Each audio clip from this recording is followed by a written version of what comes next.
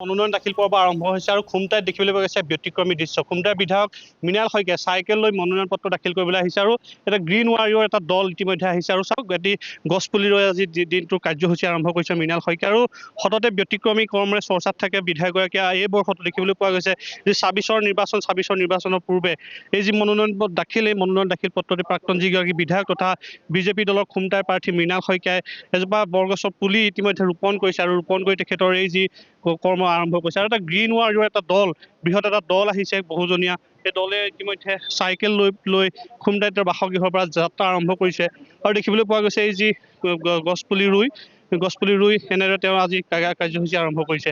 আমি পৰিৱেশটো প্ৰতিদিন আমাৰ দৰ্শকসকলক দেখুৱাইছোঁ। আজি ৰাজ্যৰ বহু হেভিৱেট প্ৰাৰ্থীয়ে ইতিমধ্যে মনোনয়ন পত্ৰ দাখিল কৰিছে আৰু ব্যতিক্ৰমীভাৱে কিন্তু খুমটাইৰ বিধায়কগৰাকী অসমৰ ভিতৰতে ব্যতিক্ৰমী পদক্ষেপেৰে আৰম্ভ কৰিছে আৰু বিগত কালছোৱাত দেখিবলৈ পোৱা গৈছিল তেওঁৰ যি কাৰ্যকালত সেউজীয়া খুমটাইৰ বাবে বিভিন্ন ধৰণৰ পদক্ষেপ হাতত লৈছিল আৰু এই বৰ্ষতো গছ পুলি ৰুই ইতিমধ্যে তেওঁৰ যাত্ৰা ইতিমধ্যে আৰম্ভ কৰিছে। আমাৰ সৈতে বিধায়কগৰাকী আছে, আমি কিছু কথা পাতিবলৈ যত্ন কৰিম কিয়নো তেওঁ যিহেতু অতি ব্যতিক্ৰমীভাৱে এই যি সেউজীকৰণেৰে আজি কাৰ্যসূচী আৰম্ভ কৰিছে।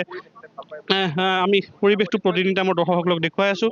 চাওক এটা গ্ৰীণ ৱাৰিয়ৰ টীম এটা বৃহৎ এটা টীম লৈ তেওঁ ইতিমধ্যে আৰম্ভ কৰিছে আৰু এই যি চাইকেল লৈ বিভিন্নখিনি সকলোখিনি ওলাই আহিছে আৰু এই যি গছপুলি ৰুই ইতিমধ্যে তেওঁৰ কাৰ্যসূচী ইতিমধ্যে আৰম্ভ কৰিছে। আমি পৰিৱেশটো প্ৰতিদিন আমাৰ দৰ্শকসকলক দেখুৱাইছোঁ।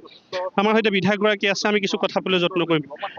আপুনি এইবাৰতো ব্যতিক্ৰমীভাৱে আৰম্ভ কৰিছে। নহয়, এটা গছপুলি ৰোৱাটো পবিত্ৰ কাম বুলি ভাবোঁ আৰু পৃথিৱীখনক ভালকৈ ৰখা মানে ভগৱানৰ প্ৰতি সেৱা।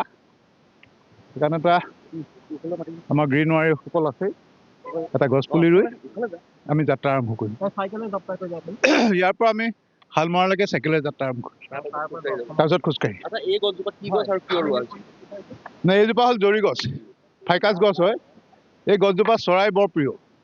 ইয়াত যেতিয়া গুটি লাগিব হাজাৰ হাজাৰ চৰাই আহি বহি আৰু এই গছ নাকাটে। যিহেতু সেউজীয়া বহুত গ্ৰীণ ৱাৰিয়ৰ এটা দল বৃহৎ দল লৈ পেলাই আৰম্ভ কৰিছে, এটা ব্যতিক্ৰমী যাত্ৰা কিন্তু আজি।